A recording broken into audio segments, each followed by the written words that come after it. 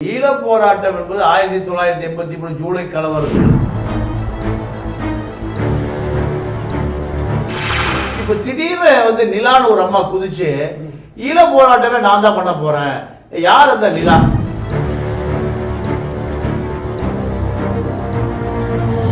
பிரபாகரன்களை விரும்பாது கருணாக்களை தான் 2008 காலகட்டத்திலே புலவர் புலமை பித்தன் மறைஞ்சிட்டாரு. அவர் எழுதின ஒரு புத்தகம் ஒரு பூகோளமே பலிபீடமாய். அதில் அமெரிக்காவுக்கு ஒரு இஸ்ரேலோ அந்த மாதிரி இந்தியாவுக்கு ஒரு ஈழம் தான். இலங்கை என்னைக்கா இருந்தாலும் ராஜபக்சே பக்கத்துல ஒரு 5 பேர் நின்று படம் எடுத்திருக்காங்க. ராஜபக்சே கூட எந்த போராளி விரும்பி போய் படமே எடுக்க மாட்டான். சுட்டு பழகுவதே யாருடைய படத்தை சுட்டு பழகுவான்? ராஜபக்சே பொம்மையை வச்சுதான். அந்த மாதிரி சொல்ற வார்த்தை என்ன? ஜியோ பாலிடிக்ஸ். ஈழத் தமிழர்கள் வந்து போறதுக்கான தடையை உடைத்து விட்டேன். யார்? அந்த அம்மா சொல்லுது. இப்ப நீங்க இந்த மாதிரி ஏதோ தொடர்பு இருக்குது, நான் ஏதோ இந்த அம்மாவுக்கு டெல்லியில நடத்துறதுக்கு நான்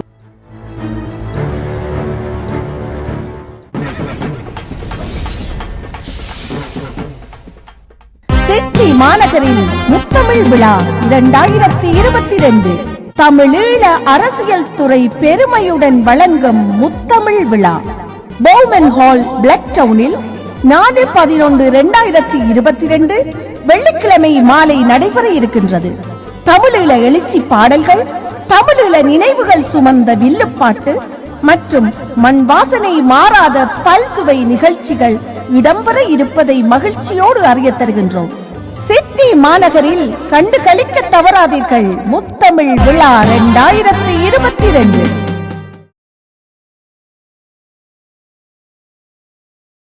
ராவணா பார்வையாளர்கள் தமிழ் உறவுகளுக்கு வணக்கம். தமிழா பாண்டியன் மீண்டும் நம்மோடு வந்திருக்கின்றார். குறிப்பாக ஈழம் சம்பந்தமான விடயங்களை பேசுறதுக்காக இன்னைக்கு அவரை திரும்ப அழைச்சிருக்கிறோம். வணக்கம் தோழர். வணக்கம் வணக்கம். இப்போ என்னன்னா, ஈழப் போராட்டம் என்பது 1983 ஜூலை கலவரத்திலிருந்து நம்ம பல விஷயங்களை பார்க்குறோம். நீங்களும் பத்திரிகைகளை நீங்க முழுக்க இணையதளத்து வழியா யுத்தம் நடந்துட்டு இருந்த காலத்திலேயும் பல விஷயங்களை செஞ்சிருக்கீங்க. நானும் பார்த்துருக்கேன், தொடர்ந்து இருக்கு. இப்போ திடீர்னு நிலான்னு ஒரு அம்மா குதிச்சு ஈழப் போராட்டமே நான் தான் பண்ண போறேன். யார் அந்த நிலா? ஜனநாயக போராளி ஒரு அமைப்பு. ஜனநாயகமே இல்லைன்னா போராளிகள் வரான். யார் அந்த நிலா? பல தலைவர்கள் ஈழ பிரச்சனை உருட்டி கிருட்டி உடம்பு உருட்டி குண்டு உருட்டி எல்லாம் உருட்டி எல்லாம் போய் இப்ப புதுசா அந்த அம்மா உருட்ட ஆரம்பிச்சிருக்காங்க. யார் அந்த அம்மா? உங்களுக்கு தொடர்பு வேற இருக்கு, உங்களுக்கு தொடர்பு இருந்தாலும் வேற சொல்றாங்களே.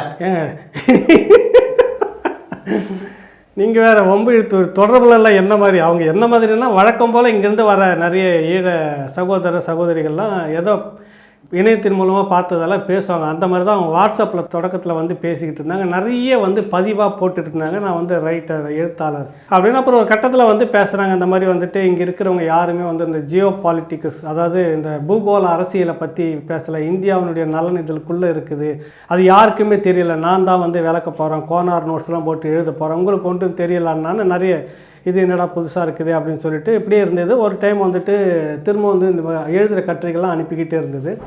அப்புறம் நான் சில விஷயங்கள்லாம் போடுறப்ப இது சரியில்லை அது சரியில்லை நான் ஒரு நேரத்தில் நான் கூப்பிட்டு பேசினேன். என்ன நீங்கள் எதுக்கு எடுத்தாலும் ஒரு நொட்டம் சொல்லிக்கிட்டே இருக்கிறீங்க, இது எவ்வளோ பிரச்சனைகளுக்கு மத்தியில் நாங்கள் நடத்திக்கிட்டு இருக்கிறோம், போயிட்டுருக்குறோம். அண்ணா அது சரியில்லை இது சரியில்லை, என்ன தான் உன் பிரச்சனைன்னு. அப்புறம் அதோட சரிங்கண்ணா நீங்களாம் பெரியவங்க, நீங்கள் பார்த்து செய்யுங்க, தப்பு பண்ணிடக்கூடாதுன்னு. நாங்கள் தப்பு பண்ணுறோமா இல்லையான்றது ஒரு பக்கம் இருக்குது. நீங்கள் தப்பு பண்ணாமல் நீங்கள் இருந்துக்கிட்டே இருமா, இங்கே குழப்பிடாதீங்க. இந்த வார்த்தையை நான் அப்போவே சொன்னேன் நான். அப்புறம் திடீர்னு ஒரு 2 நாள் தொடர்ச்சியாக திரும்ப பேசிக்கிட்டு இருக்கிறப்போ ஒரு நாள் இந்த மாதிரி எனக்கு ஐ டாக் டு ரா சீஃப் அப்படின்னு. ஐ சி ரா இந்திய உளவுத்துறை ரா தலைவரை இந்த அம்மா பார்க்கணுங்க. எனக்கு அப்படியே தூக்கி வாரி போட்டுச்சு.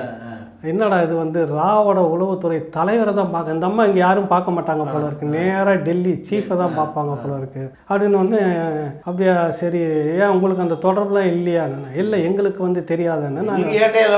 சரி, இங்கே நம்ம ஏட்ட அளவில் தான் பேசிட்டு ஏட்டையா கான்ஸ்டபிள் பேசிட்டு, சரி இங்கே ரா ஆஃபீஸில் போய் பார்க்கலாம். இல்லை நான் டெல்லியில் தான் பேசணும் நான். அப்போ எனக்கு தெரியாதுமா, இப்போ நீங்களும் அந்த நெட்வொர்க்கில் தான் இருக்கிறீங்க. யார் என்னன்னு கேட்டதோடனே நான் சொன்னேன், இன்றைக்கி திருமாஸ்டர்னு இருக்கிறாரு, அவங்களாம் கிட்டத்தட்ட அந்த தொடர்பில் தான் இருப்பாங்க. வேண்டானாலும் வேண்டாமல் போனாலும் ஐபி ரா அவங்க தொடர்பில் இருக்கும். நீங்களும் இங்கே அந்த தொடர்பில் தான் இருக்கீங்க, சும்மா என்கிட்ட பூ சுற்றிட்டு இருக்க வேணாம். இங்கே ஒரு ஈழத்தமிழர் உண்மையான ஒரு போராளி, ஈழத்தமிழன் உண்மையான சில விடயங்களை முன்னெடுக்கிறப்ப இந்தியா விரும்பாது. சுருக்கமாக சொல்லப்போனாக்கா பிரபாகரன்களை விரும்பாது, கருணாக்களை தான் இந்தியா விரும்பும். அதனால் நீங்கள் அந்த லிஸ்ட்டில் வந்தப்போ உங்களை விட்டு வச்சிருக்குல்ல, அப்போவே தெரியுதா இல்லை? நான் சிரிச்சுக்கிட்டே தான் சொன்னேன், நீங்கள்லாம் வந்து அவ்வளோ ஒன்றும் கணிக்க தெரியாதெல்லாம் இல்லைம்மான்னு. அப்புறம் வந்து அண்ணன் இந்த மாதிரி நான் வந்து ஒரு நாள் வந்து ஃபோன் பண்ணி, பாரதிய ஜனதா கட்சி தலைவர் அண்ணாமலையை நான் பார்க்கணும், நீங்கள் கொஞ்சம் உங்கள் சோர்ஸை சொல்லி விடுங்க, சில பேர் நீங்களாம் நான் அந்த சோர்ஸ் எனக்கு எடுத்து கொடுங்க அப்படின்னு. எதுக்கு என்னன்னா, நாங்கள் வந்து இந்த ஜியோ பாலிட்டிக்ஸ், இந்திய பூகோள அரசியல் வந்து இந்த கடல்சார் சீனா ஆதிக்கம் எல்லாமே எடுத்துக்கிச்சு, இதெல்லாம் நாங்கள் வந்து விளக்க போகிறோம் அப்படின்னு. சரி சரி, அண்ணாமலைக்கு தெரியாது, இங்கே இருக்கிற அரசியல்வாதிகளுக்கு தெரியாது, பழ நெடுமாறனுக்கு தெரியாது, காசியானந்தன் ஐயாவுக்கு தெரியாது, கொளத்தூர் மணித்தோழருக்கு தெரியாது, கோவை ராமகிருஷ்ணனுக்கு தெரியாது, திராவிடம் தமிழ் தேசியம் எனக்கு மாறுபட்ட கருத்து இருக்குது. இந்த விஷயத்தில் சொல்கிறேன், இவங்க யாரும் பேசாத விஷயத்தை நீங்கள் எதோ பேச போகிறீங்க போல இருக்குது. 10 வருஷமாக வந்து சீமான் இப்போ நாம் தமிழரில் பேசிகிட்டு இருக்கிறாரு, இதுவும் வந்து இல்லை. சரிம்மா, நீ என்ன பண்ணால் அப்போ அங்கே இருக்கக்கூடிய அவருடைய பர்சனல் செக்ரட்டரி, முன்னாள் நம்ம சன் டிவியில் இந்த பத்திரிக்கையாளர், நம்ம இவரோட பேரன், மாப்பசியோட பேரன், அவர்கிட்ட தொடர் இந்த மாதிரி இந்த ஒரு லேடி எதுவும் பேசுனுது. நான் எதையுமே தடுக்க விரும்ப மாட்டேன் பொதுவாக, பாருங்க அப்படின்னு. சரி, ஏதோ ஒரு உண்மையான விஷயம் அப்படின்னு சொல்லிட்டு உடனே போனேன்.